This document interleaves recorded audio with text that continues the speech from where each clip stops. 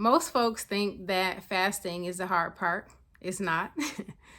I did water fasting for 55 days in a year, and I want to tell you what the hard part actually is. We always begin with gratitude, so I want to thank you for being here and let you know that I am very honored to have your energy and your presence here in this space. Peace. I am LA licensed therapist, holistic wellness coach, and guide, and the creator of this channel, Reconnect with You. I am in the middle right now of a 3-day water fast. I'm actually on day 2, so I will be breaking my fast tomorrow morning. And I thought to share more of my fasting journey with y'all. If you've been here a little while, I know that I've mentioned fasting, but I have not created a video that I can recall. At least I know I have a lot of videos where I really went in depth more about my fasting journey. I want to take you back. If you know me, if you've been here a little while, you know I got to throw a story in there, and sometimes a couple of stories, but I want to take y'all back to just how I started my fasting practice. And I actually started from the recommendation of my grandmother. She had been fasting and she has a fasting practice, and she encouraged me to start fasting. And I remember I started my fast with just one day, and that was a long time ago. That was several years ago. But I, at that time, had not developed a consistent fasting practice. But I remembered that I had started fasting, and that was kind of the beginning of a journey for me of fasting and going deeper into that practice and exploring more of how fasting impacts our bodies, the benefits of fasting for me, and also just what was coming up for me as I was continuing to fast. And so my fasting practice started with me just fasting for one day. And I did not keep it up at that time in the sense of every week or every month I was fasting. But I do remember not too long after that, I did develop a fasting practice where I would fast on Sundays. And I can't remember how long, or not how long, I can't remember how frequently I was fasting at that time, but I do remember I was fasting for one day, and I would always do it on Sundays. And I did it on Sundays because I have, for a large part of my life, experienced hunger. And I don't even know if that's a word, but I'm making it one now if it's not. But just experiencing being hangry. And I was really concerned because I'm a licensed clinical social worker and have worked in really high stress environments, sometimes fast-paced environments. And I'm just like, it's not going to go well if I am fasting or if I haven't eaten and I'm like working around or working in this really stressful environment. And so I was just really afraid of what could happen if I was fasting during the week. And so in the beginning, I limited my fasting to Sundays. And that worked out really well. It was just one day fast. And I kept that up for a while, but it wasn't necessarily consistent and it wasn't really structured to the point of, okay, I'm fasting every month or every quarter or every week. It was more so here and there. I wasn't really able to keep it up consistently. But a few years ago, I want to say this was 2023, I did develop a very consistent fasting practice. And I remember that I had been out of practice for a while, and I started my fasting practice then, or reconnecting with my fasting practice, I should say, with one day, because that was kind of the beginning for me. That was the genesis of my fasting practice, of starting with one day. So I went back to my roots, and from there I increased my fasting. I remember my goal, like I really wanted to push and challenge myself, really stretch myself, stretch my body, because I knew that it would be challenging for me, especially when you talk about being hangry. I knew that it was going to be a challenge for me to fast beyond the one day. But I started with the one day, and from there I increased my fasting. So I fasted for 1 day, and then I increased to 3 days, and then I did 5 days, then I did 7 days, and I believe it was either 9 or 10 days after that. And then my longest water fast to date, because whenever I talk about fasting, I mean a water fast. I know folks talk about intermittent fasting, and I have toyed with that, played around with that to just see how I liked it. And I think it was okay, but I really prefer to just go, I guess you can say, go cold turkey and just do water fasting, where I'm fasting for more of an extended period of time. So my longest fast to date was 14 days, which I did for the winter solstice, which is also my birthday, but I did it for the winter solstice. And it's very common for me to fast around the solstices and the equinoxes.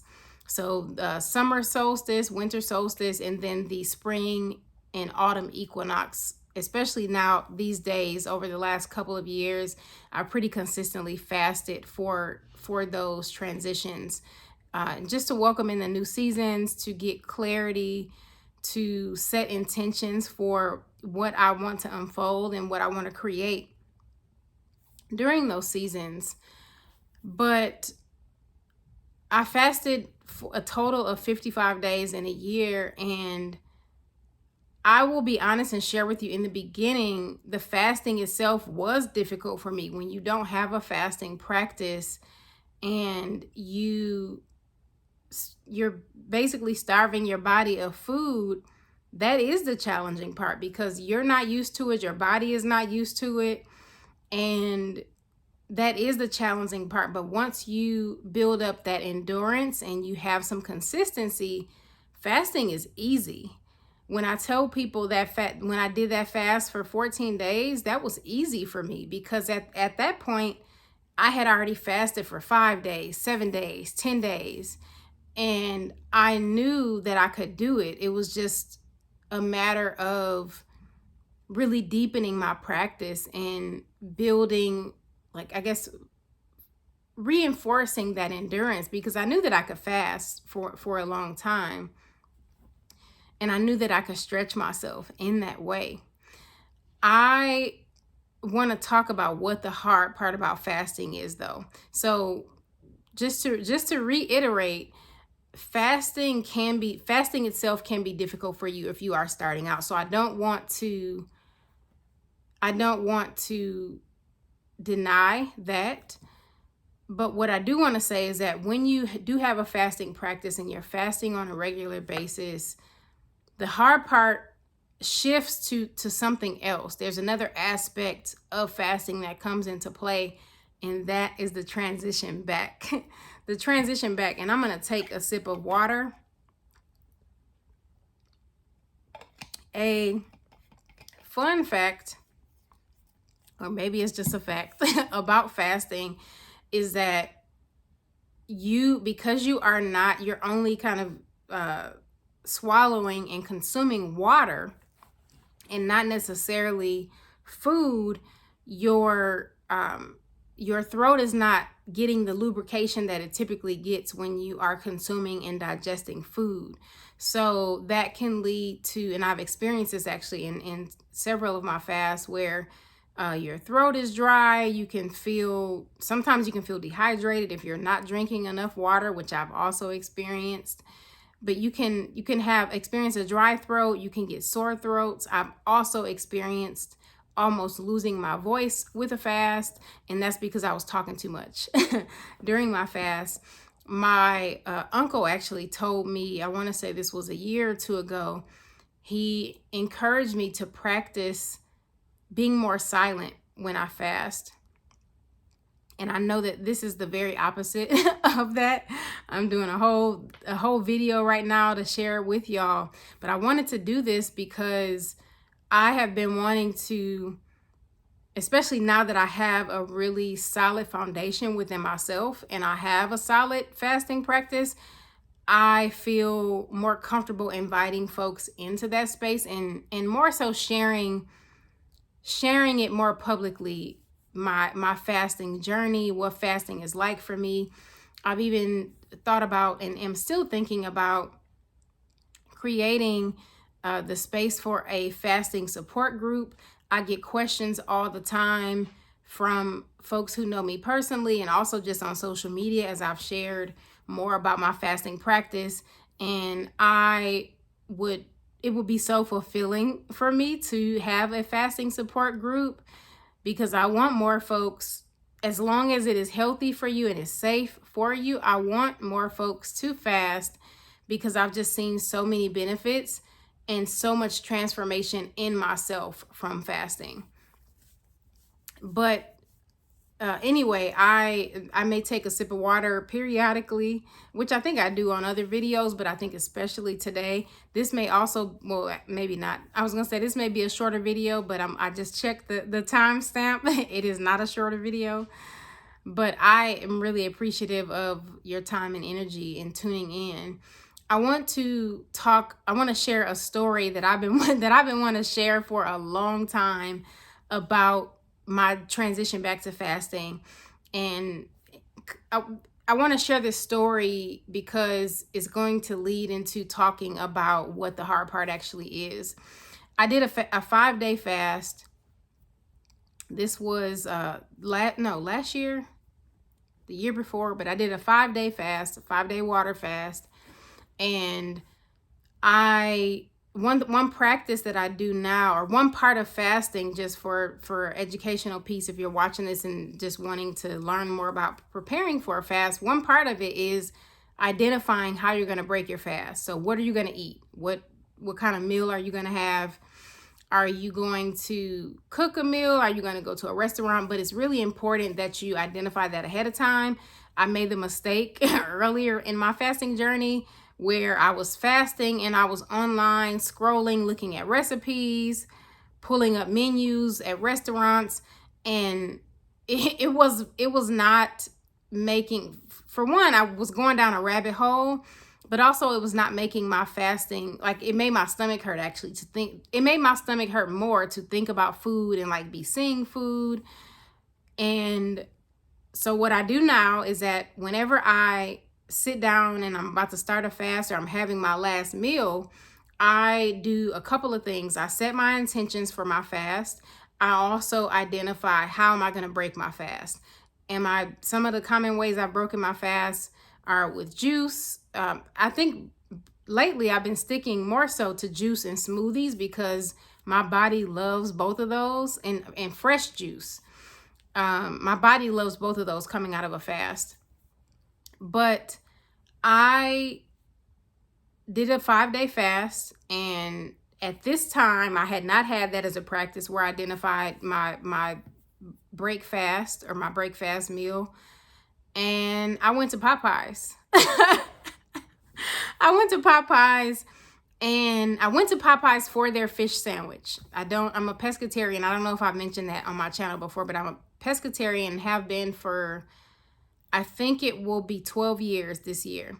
But I went to Popeyes for their fish sandwich. So at the time I was living in North Carolina, and they celebrate and honor, I don't know, I won't say a holiday, but it's called Lent. And I'm not religious. I don't go to church, so I don't know a whole lot about it. I vaguely remember learning about it, but not enough to share really any information right now. But there is a time of year called Lent where folks are fasting from different things, sometimes detoxing. So some people may cut out meat, they may cut out alcohol or sex, things like that. So it is similar to a fast. But anyway, in North Carolina around Lent, there are some restaurants, mostly fast food restaurants, that offer seafood or fish options for folks who are cutting out, pork or beef or other types of meat, and wanting to stick to healthier options. I knew that Popeyes had this fish sandwich, and I remember going to Popeyes. I was so excited about it. This was my very first meal it was not my first meal. It was my first day back from my fast, but this is what I had for dinner. I remember I went to Popeyes, and I got a Popeye's fish sandwich. I got a biscuit. I got a biscuit and I got a sweet tea. I don't even drink sweet tea. I got a sweet tea. And I remember I went home and I smashed this food, y'all. It was so like in the moment, and I remember this was the best, still is the best fish sandwich I have ever had in my life. It was so good. But baby, the consequences, the how my body felt. So I remember I transitioned back and I was drinking water, but I had not had enough water. So I had the worst stomach ache ever. I was constipated and I just felt super sick. And so this moment that was really joyful for me and this was my first time trying the fish sandwich, but this moment that was really joyful for me turned into just a terrible experience. And what I learned and continue to learn and sit with as I fast is that fasting is not the hard part. What's hard is how you transition back and who you decide to be on the other side of your fast. And what I mean by that is that I really see fasting as a practice, but it's also an opportunity for rebirth. So one of the things that I do before I start my fast is I think about, what do I want to be different about myself, about my life on the other side of this fast? I will be very honest and transparent with you. That 55 days of fasting, I was so proud of myself. I had never done that before. That's more fasting than I've ever done in my life. It gave me this confidence of knowing that I can do it. It really helped me connect more deeply with my body and how my body responds to different, the different fasting windows or different fasting time frames.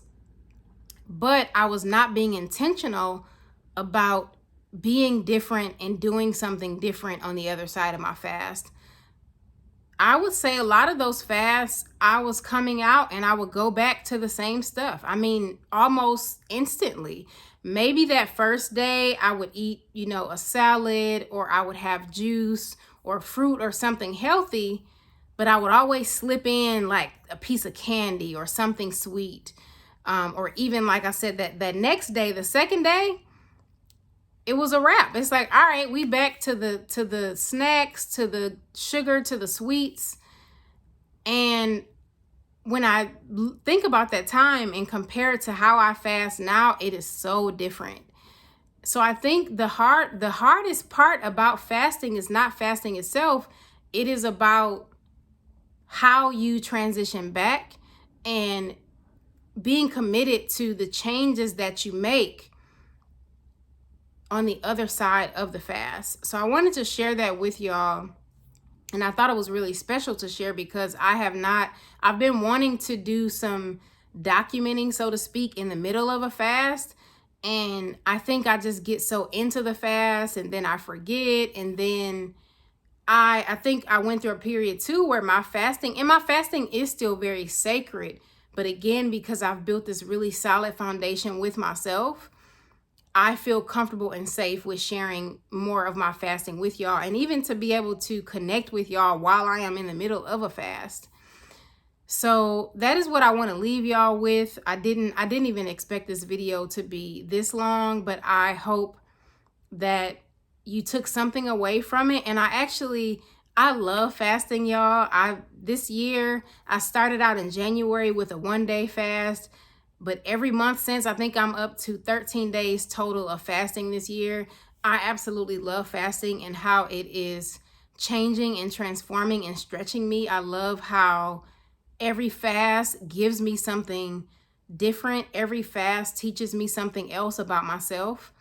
So it is very likely that I will be doing a follow-up, or at the very least, just doing more videos about my fasting practice. Comment below how this resonates with you. I would love to hear just what your thoughts are. If you have a fasting practice, if you have been thinking about getting into fasting, please let me know. I invite you to share that with me. I end each video with a prompt for reflection or journaling, because those are, or I'm going to say reflection is a really introspective practice for me, and I'm very introspective. I want to share, or I want to leave you with the prompt of,